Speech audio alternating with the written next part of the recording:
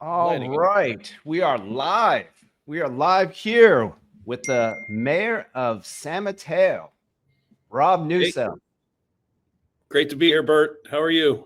Fantastic. Well, hey, a lot of people don't know this, but you and I first met seems like a lifetime ago. What has it It been like was.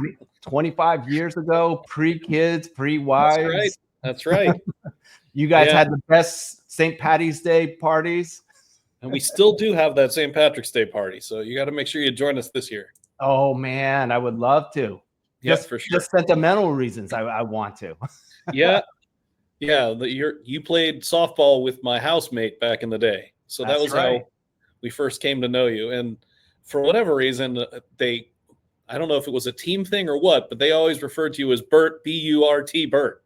And, and it was funny because I told my wife I was doing this interview and she's with who? I said, Bert.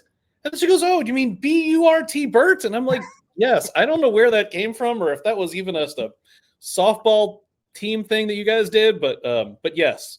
As soon as I said B-U-R-T Bert, my wife's like, oh, hey, it's up, Bert. I said hi. So That's hilarious. I totally forgot about that, to tell you yeah, the truth. like I said, I don't remember. I think it was Dennis's girlfriend at the time used to call you that, and it just stuck with my wife. Like that's how she has you, cataloged away. It's like, That's funny. Well, hey, but speaking of the old days, what I remember of you, you were an avid biker. yeah, And like when all that Lance Armstrong stuff happened, I was really thinking of you because, you know, did that disappoint you? Because he must have been kind of like up there in your it athlete was list. brutal. He was a huge idol of mine, and then he wasn't. Just terribly disappointing what he did. He could have stood on his own merit, but by cheating and using steroids, he destroyed a whole era of people that loved professional cycling. It was really sad when that happened, and I'm still not over it. I mean, I watch the Tour de France usually a little, but it's not like back in the day when I used Right. to watch every stage and be glued to the TV. And of course, yeah. Sorry, go ahead. Yeah, no. So do you bike still? I do not nearly as much because you can tell fatherhood and job and city council have make it hard to bike like I used to. But I still use biking to get around town, and I still try to make sure that we keep San Mateo and continue to make San Mateo as bike friendly as possible. We've got some projects coming in the next year to kind of do that. We've also had some projects that were done in the past for bicycle lanes and that didn't go well, and so we're now as a city trying to look and say, okay, how do we correct? It's we've got some bike lanes along Humboldt that are very controversial. So, uh, Interesting.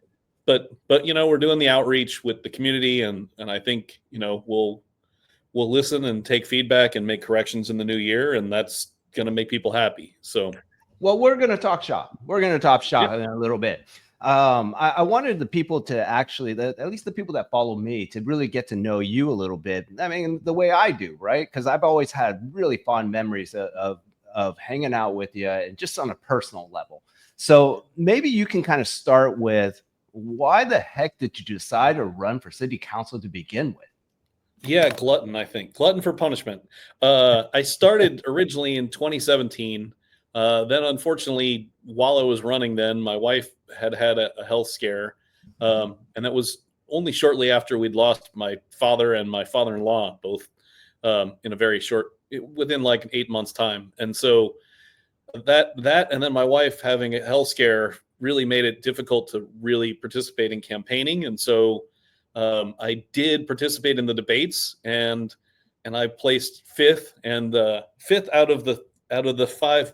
There was three open seats at the time in 2017, and I placed fifth. But I was very proud of the fact that I spent about $600, and the person who took fourth spent $13,000, and I was like, he only beat me for fourth place by less than 150 votes, and I thought if I had really campaigned, I could have won. And then my wife went through and recovered fully, and we were happy and healthy happy, and she was healthy, and I kind of got busy with my work life, and then 2 years ago, district elections came to be for the city of San Mateo, and I was very active in the Sunnybrae Neighborhood Association. I was our vice president for the neighborhood association, and I had our new District 3 has 5 really active neighborhood.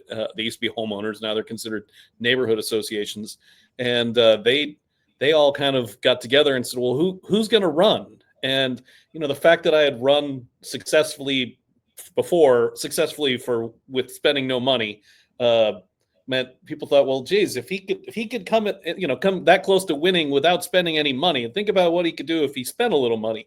Right. So I campaigned for about 6 months, and I was really proud of the fact that all the neighborhood associations in District 3 all supported me, and I came out victorious, and it was great. Then we had some challenges when I first came on the council, which I don't want to go into very much, but That's all right. if you want to look it up, it was scandalous at the time, but eventually things worked out. We appointed a new council member to fill outgoing council member Pappin's seat. She went on to be on the state assembly.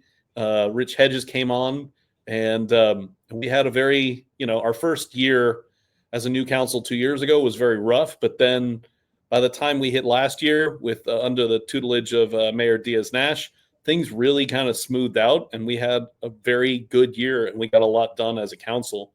And then this year, I helped both the Young Women campaign for districts 5 and 1, and is that right? No, 2 and 4. I'm sorry. Miss Fernandez. Yes, Nicole Fernandez won, which she's got North Shoreview and downtown and North Central. Mm-hmm. And then Danielle Soroco-Kadiki won for Shoreview, the Shoreview neighborhood and Los Prados neighborhoods. And they both are bringing a ton of great new energy.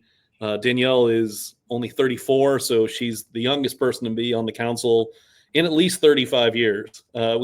We don't have records of ages of council members, and so when you go and look at the wall and see these council members from the 70s and 80s, you're like, that person could be 60 or they could be 40 or 33. I just don't know. But she's definitely the youngest new council member we've had in like 3 or 4 decades. So, and she and Nicole are both bringing a ton of energy. Nicole's got a lot of background in the public sector. She's currently been working for Senator Becker for quite some time, and she's got a ton of experience going back. So she's really an exciting addition to our team too, because she knows everyone, and anything you'd want to be able to do, either local or county or state level, like she knows who to talk to about everything. So it's like just a fantastic resource. And so between the two of them, just really thrilled to have a very, very happy and functioning council, and looking forward to my year as mayor. Yeah. Well, I'll have to put in a little plug for myself. I've actually, before she got elected, Miss Fernandez actually came to talk with me on my chat here, and got to know her a little bit. She's awesome. I really enjoy. She's one of the my favorites that I actually chatted with during the election time. So I'm so happy she got. Yeah, she's great, and she's going to do great things for her district. She's going to do great things for the city. So, I'm, like I said, I feel like we have a ton of great momentum, and we're going to have a great year. So, what I really loved is, even though the reorg went very long, it was still fun because everybody was upbeat and positive. Everybody's excited for what's to come. So yeah, I kind of braced myself for some, I didn't know what to expect when I went to the reorg meeting, and I was actually really happy to see everything was so positive. Everyone had such like good vibes, and I loved that. And I'm looking forward to the next year, to be perfectly honest. So, it was funny, like our neighboring city, Foster City, which we share a fire department with, they had their reorg meeting literally at the exact same time. They actually started a half hour earlier, but they were done in 97 minutes, and and we went like 3 hours and 47 minutes. And when we got done, I'm like, I got to figure out how to get like to what they did. Like they had two new council members and two retiring council members too. I don't know what we did wrong. So Yeah, no, you didn't do anything wrong. You just had a lot of like a lot of motivated people. participation. Exactly. That's a good thing. That's a good Yeah. thing. You guys should be proud of that. Yeah, But hey, I want to step back about a little bit because now that you are the mayor, what are some of the things that you are really, what are some of the issues that are going to be important to you? Sure. Well, I mean, the last maybe call it 6 to 10 years, the city has really, and the state in general, have been really stuck on housing numbers and RENA numbers. And that's because the state of California is putting such pressure on peninsula cities in particular to build, build, build. And so that's challenging to us in that these RENA numbers for the city of San Mateo are extremely high. We've got to get a lot of new units created. And also, the city doesn't actually build anything. We rely on developers and companies to actually build here in San Mateo. So what we have to do is foster an environment and such that there's a willingness and an eagerness to build. And of course, the economy in the last year hasn't been helping either. So we have about 3.5 city blocks that are leveled and dirt and shovel ready, but that are not currently moving anywhere. And so that's very challenging. And we're hoping that the tide turns soon, because otherwise, we're going to get 6-7 years out and we're not going to hit the RENA numbers that this state put for us, and who knows what will happen. But we did push through a housing measure, which was, controversial. Some of my biggest friends are really mad that I participated in helping Measure T get passed. But honestly, passing Measure T does give us the ability to make sure that we have enough inventory to build the required number of units for the state. And so that helps take the pressure off from the state and from lawsuits from some of the housing advocacy groups. So, like I said, it was not very popular. I mean, it passed it with about 59%, but the other 30 or 41% of the people are still pretty upset about it. And so one of my goals this year is going to have to be to smooth things over and to make sure that we just do what we said we're going to do and we don't overreach, because overreach in that would really cost trust, and I have to rebuild trust. So that's one of the things I've got to focus on this year. The other thing really is just getting back to basics. The economy hasn't been helping the city. The city hasn't done a great job in the last 10 years of long-term planning. So we have 2 rec centers that both have failing roofs. We have a police station that has a failing roof. We have a downtown parking structure that a person drove into it about 6 months ago, drove into a pillar. And when we started doing a check, we realized the whole structure on First and El Camino wasn't seismically sound. So we had to invest close to $1.5 million to do emergency repairs, and that's only buying us another 10 to 15 years of use out of that facility. So we've got a ton of projects. We've got 2 failing swimming pools. Both of our swimming pools are in very bad shape. We're hoping to be able to kind of cobble them together to be able to get summer usage out of them this year. But after that, we're going to have to raise funds somehow to be able to do a lot of infrastructure improvements. And that's always it's always difficult to push through with people, because people don't want to pay more taxes and they don't want to have something hitting them in the property tax bill every year. But the hope is that we can get things back on track. I've said it's not going to be a year that we're going for these huge pie in the sky things. Really, this is going to be a year to try to stabilize us, to try to make sure that we backfill open head count, which we've done a great job. In the last year, we've brought 118 new employees into the city of San Mateo. The city of San Mateo has, with the consolidated fire, about 500 employees. So that's literally like 20% of the workforce is new in the last year. And so we've got that. And now it's really just, getting down to basics of what are the projects that need to be done and how quickly can we get them done.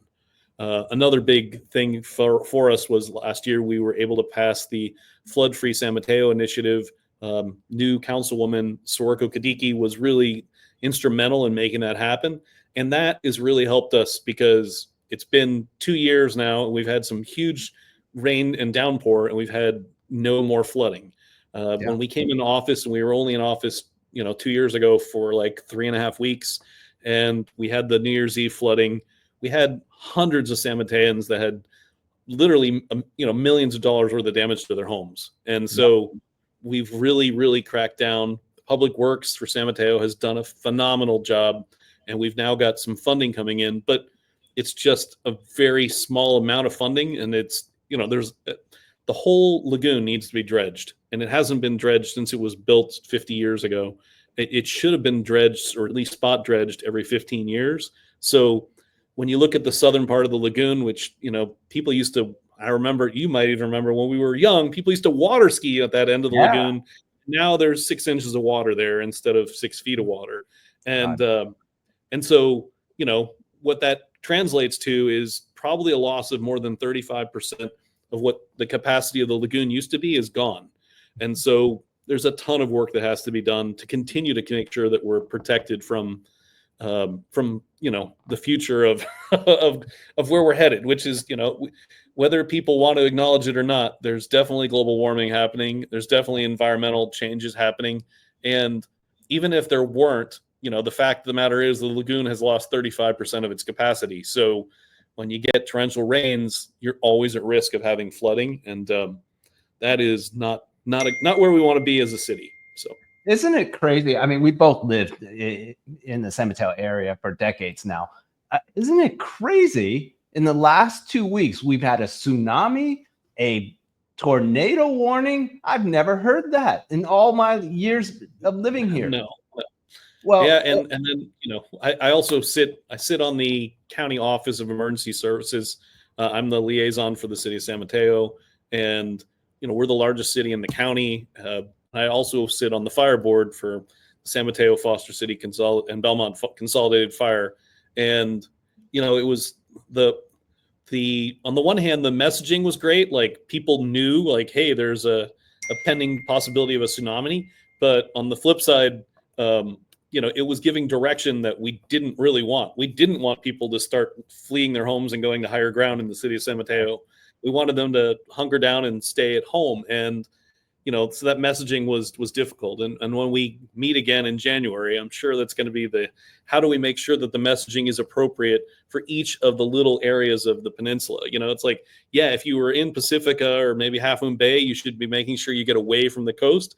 But along the bay, like, having people flee, my daughters are both at Aragon High, and my younger daughter said, Dad, they're saying they're going to evacuate us from the school, and they're going to need all the parents to come pick us up. And I said, no, that's not what's going to happen. That's the opposite of, like, Aragon High School is already further up the hill than 2/3 of the city of San Mateo. Like, you're not leaving. And so it was funny. I'm like, tell your teacher to call me, and then or have the principal call me, or call the fire chief, either one. But I'm telling you, we want you to hunker down and stay where you are, and you guys will be fine. And it was still up to the minute of, okay, this is supposed to hit at 12:10, and it was like all the way up until like 10 minutes, 10 minutes before 12. It was when they finally gave the, okay, it's not going to hit. It was a little like, uh-oh, what's about to happen. Right. But I was also having flashbacks to 2 years prior when we had the New Year's Eve flooding in San Mateo, and that was brutal. It was really not a great third week of being in office. I had attended 2 meetings. Our mayor at the time was on vacation in Mexico, and all of a sudden it was like, who's running the show? And everybody's like, I don't know. But we learned a lot from it. We successfully reorged our public works department, and also got flood-free passed. So the city's in a much better place than it was 2 years ago. And we plan on continuing to be in a good place to be prepared for future risk of weather. So, yeah, I mean, I just want to follow up on that one a little bit, because I'm in the camp that global warming's happening, rising. We're having rising tides, and so I guess the question really, because San Mateo has that shore view area that pretty much is at sea level. And is there anything else being done to prevent, Well, these flooding issues? Foster City has put up a seawall, Right. and they've finished that just like 4 or 5 months ago, and so that buys us a ton of protection for the city of San Mateo. And then the city of San Mateo obviously has the park where the dump used to be, and so we've got a huge, whether you like it or not, it's a Mhm. mountain of trash that protects us from flooding. But yeah, we still have some exposed areas kind of in the northern part of Shoreview that we have to look at shoring up and potentially putting a seawall at some point, just to protect the city from and it's just another thing on the list. But Yeah.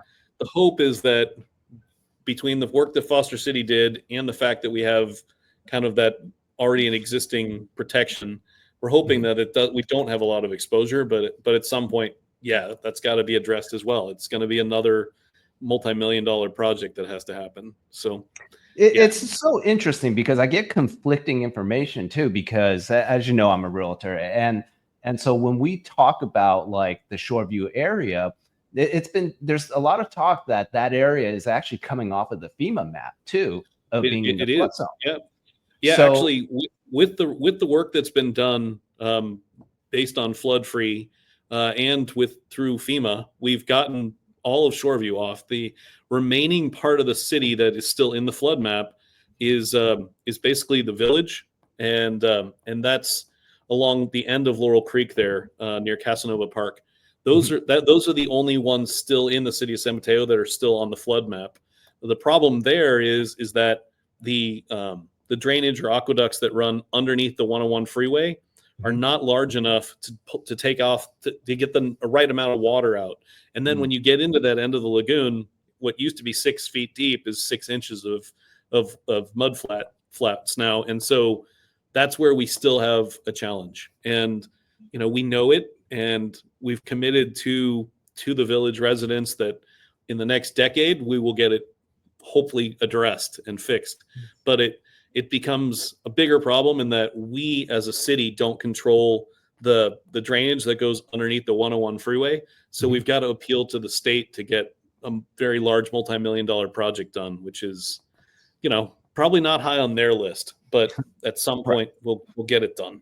Or Yeah. we'll have to come up with alternative solutions for it as a city. Can we get another, a flood tank or something that we can be able to offset water when it gets high? Sure. Um, for right now, that is now the remaining. Yeah, it's kind of counterintuitive because people don't think they think that things closer to the bay or what are going to flood, but Right. that's the last piece of our city that's now on the FEMA flood map, which is great and also something we got to work on. Yeah. Yeah. No, that's progress. I think that's fantastic. So Yep. the The people in the village don't like paying that FEMA though, and when we were trying to pass the flood free measure, they're like, we're happy to pay that, we're happy to pay another $85 a year if we don't have to pay $500 a year in flood insurance. And it's like, for now you got to pay both. They're like, oh God, but I will tell you that if you don't start helping us with this, then you're not coming off the other anytime soon. So it's just bite the bullet and have to kind of live with it. But yeah. Well, the other question I had for you is there any, because there's obviously in the San Mateo Sheriff right now, there's some controversy going on right there. Does sure. San Mateo Police Department and the San Mateo Sheriff have any kind of overlap there? I mean, Well, yes and no. So the county of San Mateo, it has its own sheriff's department. mhm, Several of the cities in the county have don't have their own police force. They outsource it to the sheriff's department.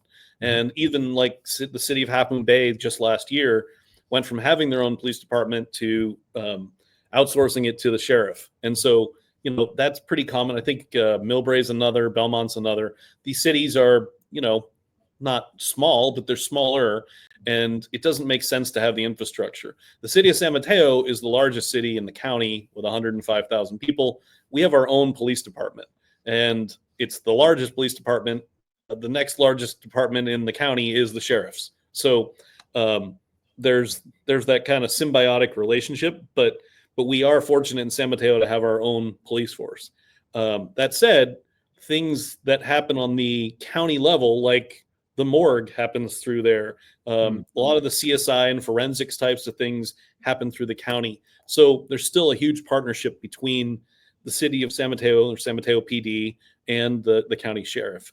And then, we share SWAT teams. So like our SWAT team is one of the largest, and we share with several others in the county.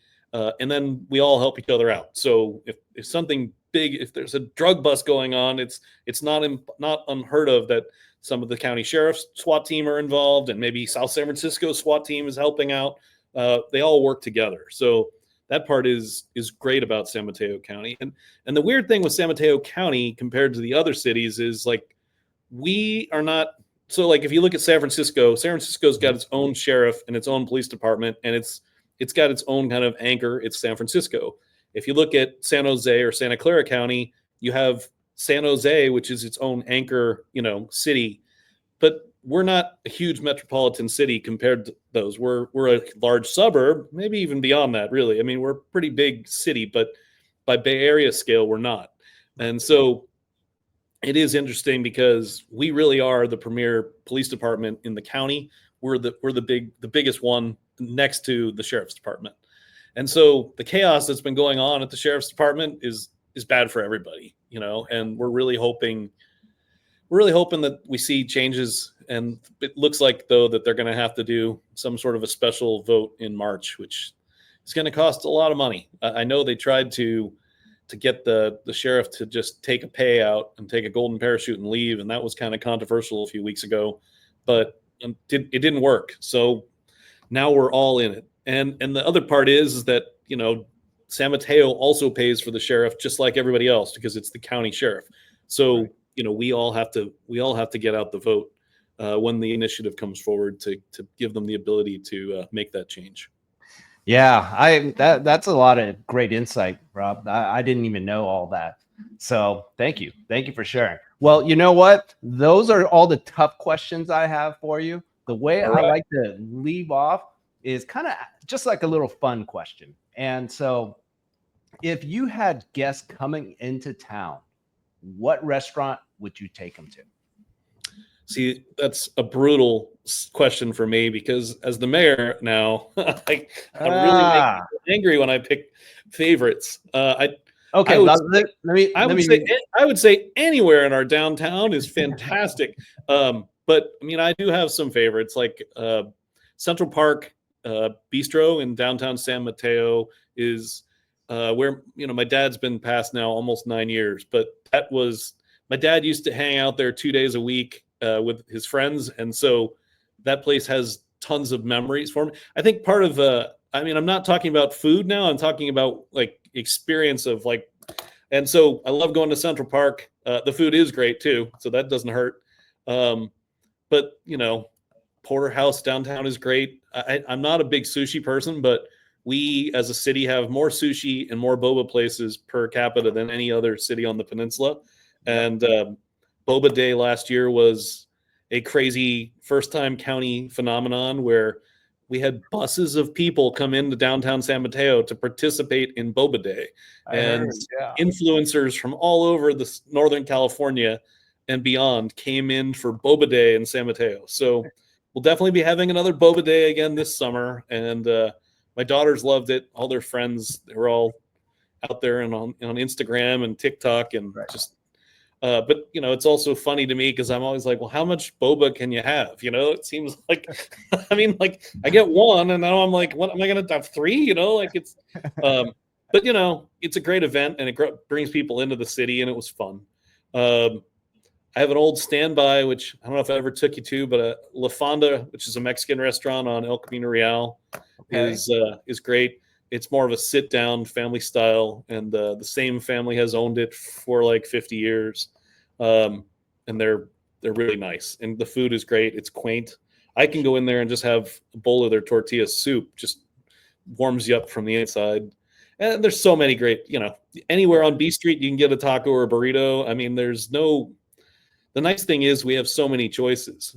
Sometimes it's difficult though because it's like There's too many choices.